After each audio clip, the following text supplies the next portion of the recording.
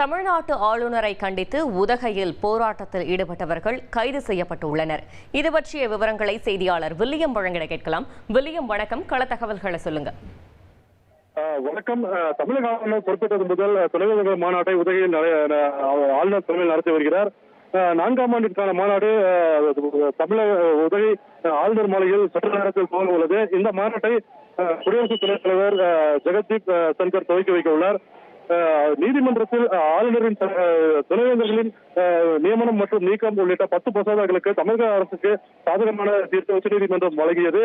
இதையும் மதிக்காமல் ஆளுநர் துணைவேந்தர்கள் மாநாட்டை உதகையில் நடத்தி வருகிறார் என்று பல்வேறு கட்சியினர் இதற்கு கண்டனம் தெரிவித்து வந்தனர்.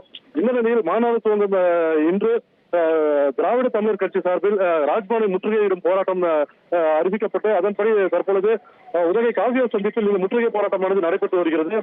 மாநில தலைவர் பொன்முனி அவர்களின் தலைமையில் நடைபெற்ற முற்றுகை போராட்டத்திற்கு காவல்துறையினர் அனுமதி மறுத்தனர். தொடர்ந்து அனுமதி மறுத்த நிலையில் ராஜ்பவனை நோக்கி செல்ல முயன்றவர்களை வலுக்கட்டாயமாக காவல்துறையினர் கைது செய்து வருகின்றனர்.